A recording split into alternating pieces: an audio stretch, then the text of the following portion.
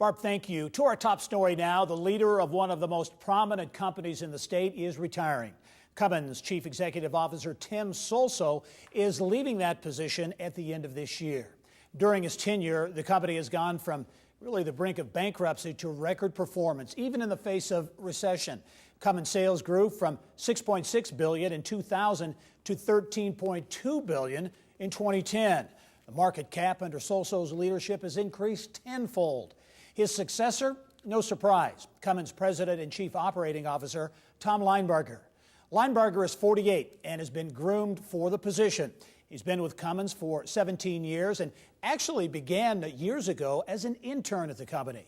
When Linebarger begins his new role January 1, he'll become only the 6th CEO in the Columbus-based company's history. I got the chance to sit down with Linebarger right after his appointment to talk about his vision for the company. Tom, as you ascend to this role at the first of next year, how would you assess the current state of the company? Well, the company is in a terrific position. After 12 years of Tim's leadership and implementation of our strategic principles, we've now come through a complete transformation of the company. Its financial position strong, market position strong. We have a global position that's really unrivaled in the industry. So we have a lot of growth prospects in front of us. And it's an exciting time at the company. Now we've really shifted our focus from how do we turn the company around to how do we grow. This is a transition that has been in the works for a number of years. You've been with the company for 17 years, but prior to that, got your start as an intern at Cummins. How did that experience really propel you or shape your interest in the company? You're right, though, that the internship was really the hook.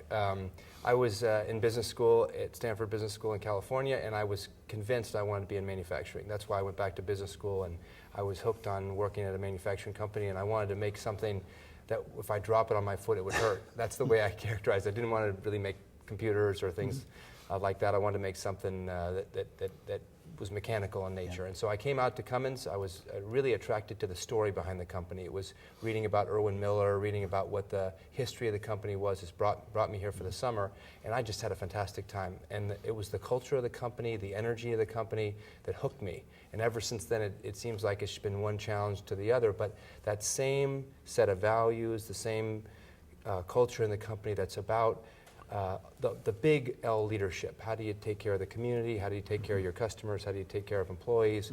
And how do you think about what the opportunity is, not just about what today's challenge is?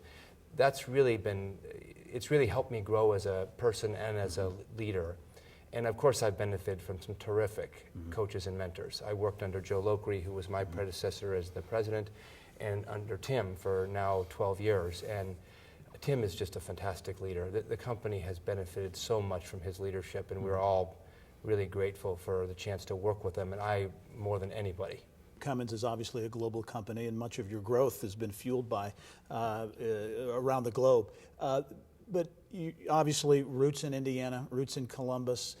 As you take over this role, is there a message that you have to Indiana employees, the thousands of employees in Indiana? Would there be a message you would have going No in? question. The company has benefited from the strength of our culture and values, which you talked to, but also about our roots in Indiana. There's no question that the way the company operates, the way we think about ourselves has been formed in significant part by where we started, and that's in Indiana. And we consider Indiana to be our home, and we will always. The other neat opportunity for employees here is that as we grow internationally, we're able to grow our employment base here in Indiana. Because although we're also growing with employees in China and India and Brazil, our growth there demands technology, it demands professional services, it demands all kinds of supplied parts from Indiana and from other parts in the U.S. So as our employment in Indiana and in the U.S. generally has grown in proportion to our sales. And so that opportunity remains for us. And I would just say, generally speaking, that the companies that are growing globally and expanding are doing well at home. Those that are not doing that are not doing well anywhere. So I feel incredibly fortunate to be part of a company that's expanding globally, and I think our employees in Indiana are benefiting as well.